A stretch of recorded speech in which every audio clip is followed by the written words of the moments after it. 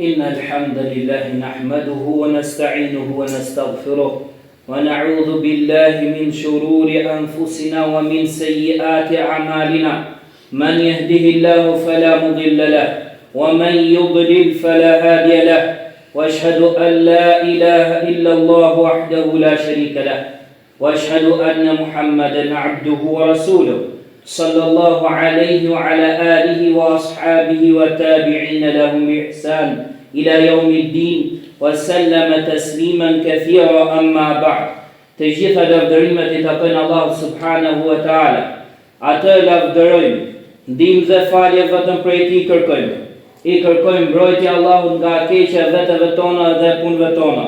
Atë që udhëzon Allahu nuk ka kusht ta humbë, ndërsa atë që e çojë në humbje Allahu nuk ka kusht ta udhëzojë. Dëshmoj se nuk ka të adhuruar tjetër më të drejtë përveç Allahut vetëm pa ortak. Po ashtu dëshmoj se Muhamedi sallallahu alaihi wasallam është rob dhe i dërguari i tij. Lëvdata e shumtë dhe shpëtimi i madh i Allahut qoftë mbi të, mbi familjen dhe shokët e tij, si dhe mbi gjithë ata që i pasuan ata me përpikmëri deri ditën e Kiametit e më pas. Robert Allahut, o ju njerëz, një cilësi e shëmtuar nga e cila i dërguari Allahut sallallahu alaihi wasallam e ka paralajmëruar umetin e tij dhe e ka ndaluar prej saj është zilia, pra është hasedi. I dërguari Allahut sallallahu alaihi wasallam ka thënë: dabba ilaykum da'ul umami qablakum al-hasad wal-baghdha. Thot ka dëpërtuar tek ju sëmundja e popujve para jush, zilia dhe urrejtja. Po ashtu pejgamberi sallallahu alaihi wasallam ka thënë: la tahasadu wa la tanajashu wa la tabaghadu ولا تدابروا ولا يبيع بعضكم على بيع بعض وكونوا عباد الله إخوانا. المسلم أخو المسلم لا يظلمه ولا يحقره ولا يخذله. التقوى ها هنا، ويشير إلى صدره 3 مرات بحسب امرئ من الشر أن يحقر أخاه المسلم. كل المسلم على المسلم حرام damuhu wa maluhu wa irduhu. Rawahu Muslim. Thot mos kini zili njëri tjetrin, as mos e ngrini çmimin e mallit me qëllim mashtrimi për të nxitur shitjen e tij, as mos urreni njëri tjetrin, as mos ja ktheni njëri tjetrit shpinën, as mos i ndërhyni njëri tjetrit në shitblerje, por se njëni robër të Allahut vëllezër. Muslimani është vëllai i muslimanit, nuk i bën pa drejtësi atij, nuk e nënçmon atë dhe as e praktis atë. Devotshmëria është mukëtu dhe bëri me shenjë në kraharojen e tij 3 herë. Mjafton si sherr për njeriu që të nënçmoj vllain e tij musliman. Çdo gjë e muslimanit për muslimanin është haram. Gjaku i tij, pasuria e tij dhe nderi i tij. Ndaj keni frikë Allahun dhe dijeni se zilia është prej sëmundjeve më të mëdha që është përhapur në këtë umet, për shkak se ajo ka pasoja të shumtuara dhe të rënda. Zilia do të thotë që ti të dëshirosh dukjen e një mirësie nga dikush tjetër, të cilit ja ka dhënë Allahu i lartësuar. Pra, kur dikush sheh një mirësi tek vllai i tij, ai dëshiron që atij t'i largohet ajo mirësi, dhe kjo gjë nuk ndodh vetëm se për shkak se ai ja urren atë. Prandaj, ai kur ka urrëtie ndaj tij, ai ka zili ndaj tij. Mirë, po duhet të dimë se zilia është sëmundje e vjetër. I pari që pati zili ishte Iblisi i mallkuar. Ai e pati zili baban ton Ademin alayhis salam për vlerat e shumta që Allahu i lartësuar i dha atij. Allahu i pat meta i krijoi Ademin me dorën e tij. Ai mësoi atij emrat e çdo gjëje. Ai urdhëroi engjëjt që t'i përulën në sejdë atij dhe vendosi atë në xhenetin e tij. Atëherë në atë moment Iblisi u zemrua dhe refuzoi që të përulej bashkë me engjëjt. Fasajada al-malaikatu kulluhum ajma'un illa Iblisa aba an yakuna ma'a as-sajidin. Thotë gjithë engjëjt ranë në sejdë së bashku, përveç Iblisit i cili refuzoi të ishte me ata që ranë në sejdë. Aba wastakbara wa kana min al-kafirin. Ai refuzoi dhe u bë mendjemadh si dhe ishte prej jo besimtarëve. Pra ai refuzoi sepse ai pati zili Ademin alayhis salam për ato virtyte dhe vlera që ai kishte, si dhe u tregua mendjemadh duke pretenduar se ishte më i mirë, pasi Allahu e krijoi atë nga zjarri, kurse Ademin alayhis salam nga balta, dhe sipas tij zjarri është më i mirë se sa balta. Mirë po ky ishte një krahasim i kotë, nga se balta është më mirë se sa zjarri, sepse nga balta rritën bimet e mira dhe frutat e dobishme, ndërsa zjarri vetëm djeg dhe shkatron. Kështu që Iblisi dështoi dhe humbi. Prandaj kur ati hyri zilia nga Ademit alayhis salam dhe u tregua mendjemadh, Allahu i lartësuar e dëboi atë dhe mallkoi. Ai më parë ishte në mesin e ingjëve, duke adhuruar Allahun në qiell, por kur hyri zilia nga Ademit alayhis salam, Allahu e dëboi dhe mallkoi atë, si dhe e largoi nga qielli dhe zbriti në tokë atë. Madje e bëri atë udhëheqës të çdo të keqeje, thirrës drejt çdo ligësie dhe banar të përhershëm të zjarrit. Të gjitha këto ishin pasojë e zilisë.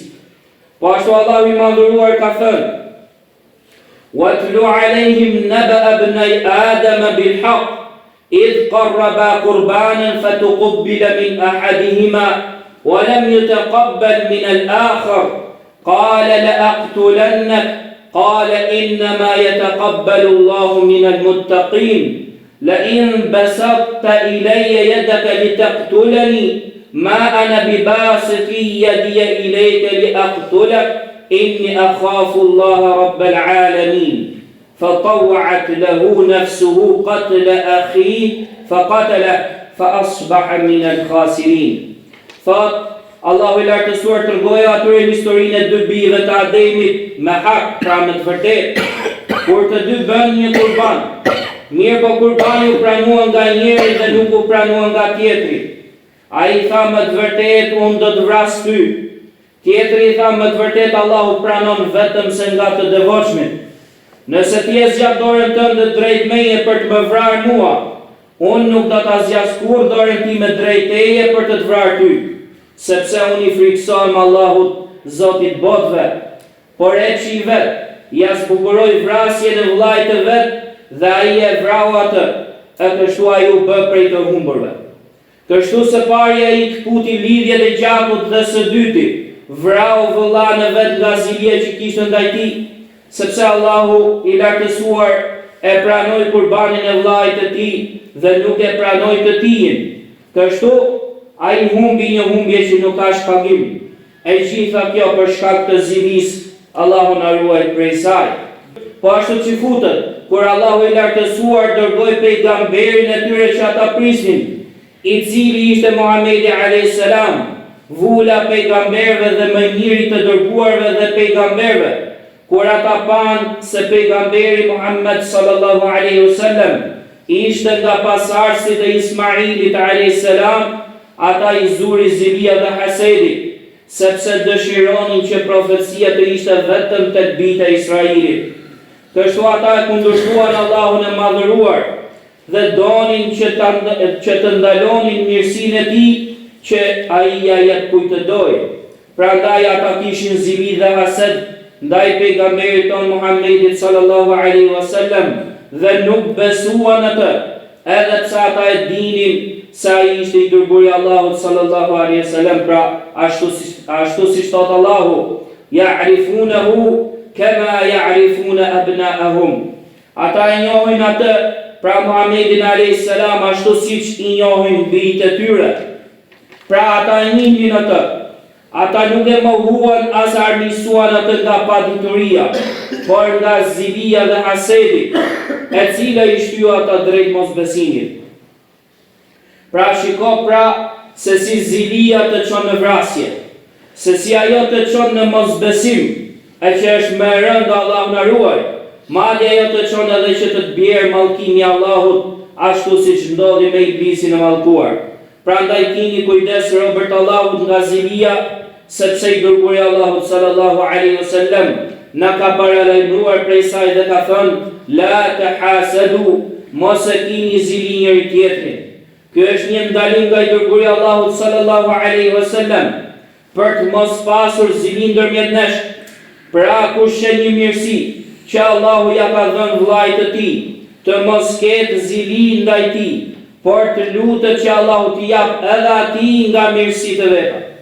Ndaj Allahu i madhëruar ka thënë: وَلَا تَتَمَنَّوْا مَا فَضَّلَ اللَّهُ بِهِ بَعْضَكُمْ عَلَى بَعْضٍ لِلرِّجَالِ نَصِيبٌ مِّمَّا اكْتَسَبُوا وَلِلنِّسَاءِ نَصِيبٌ مِّمَّا اكْتَسَبْنَ وَاسْأَلُوا اللَّهَ مِنْ فَضْلِهِ.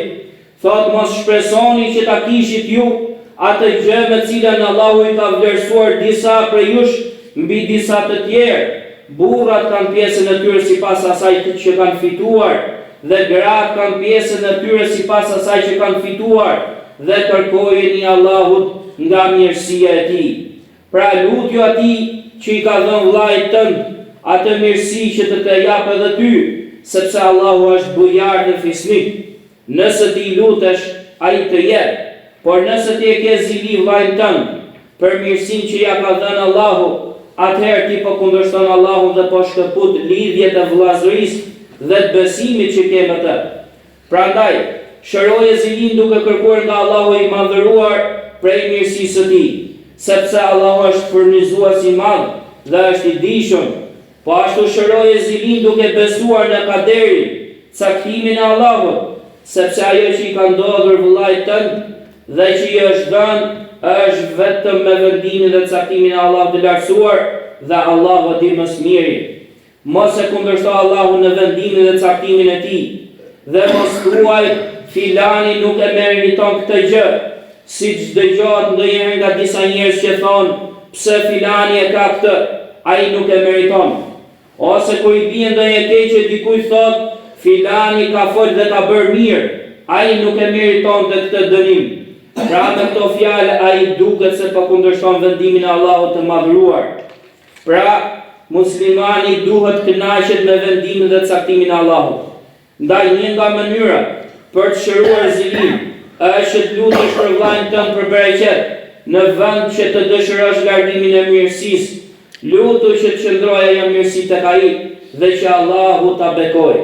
Po ashtu një tjetër mënyrë për shërimin e saj është që të kërkosh riskun dhe të bësh sebepet për arritjen e tij, ndërsa që ti tulesh dhe të tregohesh i paaftë, si dhe të tregohesh dembel, kurse nga ana tjetër të kesh zili për ata që punojnë dhe kërkojnë riskun, të kesh zili ndaj atyre për shkak të asaj që i ka begatuar Allahut.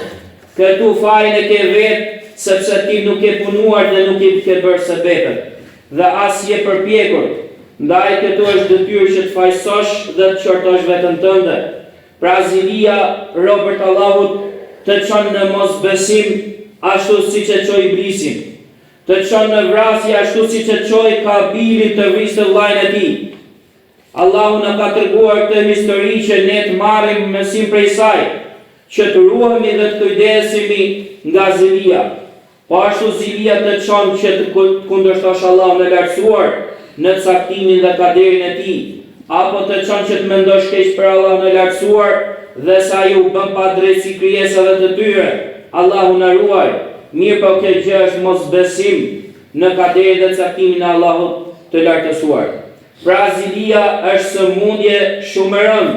Ndaj kërkoni strehim tek Allahu i lartësuar nga zilia, nga sa ajo është ashtu sikur se ka ardhur në hadith ku thotë innal hasada ya'kulu al-hasanati kama ta'kulu an-naru al-hatab. Zilia, me të vërtetë zilia i ha veprat e mira ashtu sikur se zjarri ha grua. Ndaj keni kujdes që të mos digjen veprat tuaja të mira dhe punët e shëndoshta nga zilia. Po ashtu, një nga pasojat e zilisë është se ziliqari pikëllohet, vuan dhe përjeton dhimbje të madhe për shkak të zilisë. Madje zilia ndizet në zemrën e tij si zjarri. Aq sa ai do të donte që t'i ndalte këto mirësi ndaj njerëzve të Allahut, por kjo gjë nuk është në dorën e tij. Prandaj keni frikë Allahun. Kërkoni mbrojtje tek Allahu nga zilia.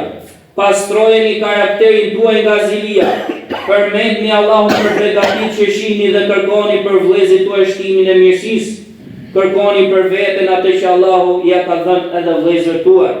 Ndërsa kush shen një mirësi tek vllai dhe ai kërkon tek Allahu që të ketë të njëjtën mirësi sikur sa ai, kjo nuk është zili, kjo quhet ghibta, do me thënë gëzim i mirë për mirësinë që ka dikush tjetër, pa dëshiruar që ajo mirësi të largohet prej tij. Pra është një ndjenjë pozitive e cila përmban admirim dhe dëshirë për të ngjasuar me të tjerë në mirësi, pa e uruar të zhduket ajo mirësi prej tyre. Ndaj nga pejgamberi sallallahu alaihi wasallam transmetohet se ka thënë: la hasada illa fi ithnain. Rajulun atahu Allahu ilman fa huwa yuallimu an-nas. وَرَجُلٌ آتَاهُ اللَّهُ مَالًا فَهُوَ يُنْفِقُهُ فِي سَبِيلِ اللَّهِ. Thot nuk ka zili, do më thënë nuk ka ghibta, pra dëshirë mirë për ta pasur vetë dhe që mos t'i largohet tjetër. Thot nuk ka ghibta përveç dy raste. Një burr që Allahu thot i ka dhënë dije dhe ai u mëson atë njerëzve, dhe një burr që Allahu i ka dhënë pasuri dhe ai e shpenzon atë në rrugt të Allahut. Pra ai dëshiron për vllajën e vet atë mirësi që Allahu ja ka dhënë atij. Dije për t'u mësuar të tjerëve dhe pasuri për të shpenzuar në rrugt të Allahut. Pra ai e ka jetën e mirë. Ndaj pejgamberi sallallahu alaihi wasallam ka thënë: "Fahuma fil ajri sawa", kështu ata të dy janë të barabartë në shpërblim. Do me thonë kë me punën e tij, kurse ai me qëllimin dhe jetën e mirë të tij. Prandaj mos e harroni fjalën e Allahut të lartësuar të thotë: "Was'alullaha min fadlih, inna Allaha kana bi kulli shay'in alima." Kërkojeni Allahun nga mirësia e tij, me të vërtetë Allahu është i ditur për çdo gjë. Allahu më begatof mua dhe juve me Kur'anin madhështor dhe na bëf dobi mua dhe juve me atë çka kanë atë nga argumentet e qarta dhe këshillat e urta. Aqulu hadha al-qawl wa astaghfirullaha li wa lakum min kulli dhanb fastaghfiruhu innahu huwal ghafurur rahim.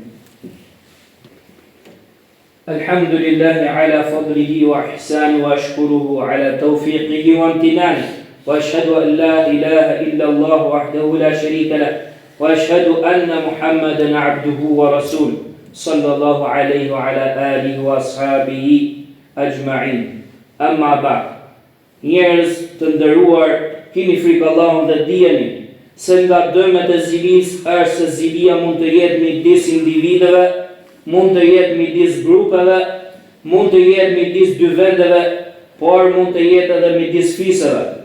Kjo mund të shkaktoj privimin e tyre nga shumë të mira dhe begatit të kësaj bote dhe të botës tjetër. Prandaj muslimanët duhet ta lënë këtë cilësi të urryer dhe ta largojnë zilin midis tyre, qofshin ata individ, grupe apo vende apo fise. Ata duhet të kapen dhe të bashkohen pas Kuranit dhe Sunetit, si dhe t'i përmbahen xhamatit e muslimanëve, sidomos në kohë provash dhe fitnesh.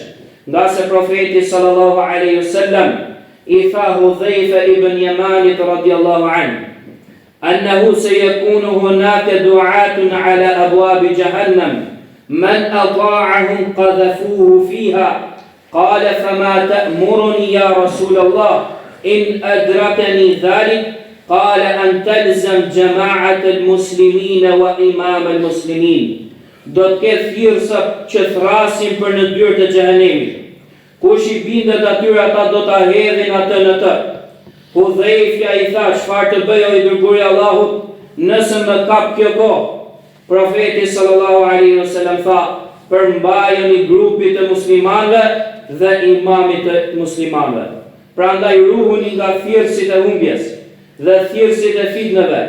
Mos i dëgjoni ata, sepse ata sot ndezin fitnë dhe trazira mes muslimanëve përmes mediave, përmes shkrimeve, përmes internetit dhe mjeteve të tjera të reja.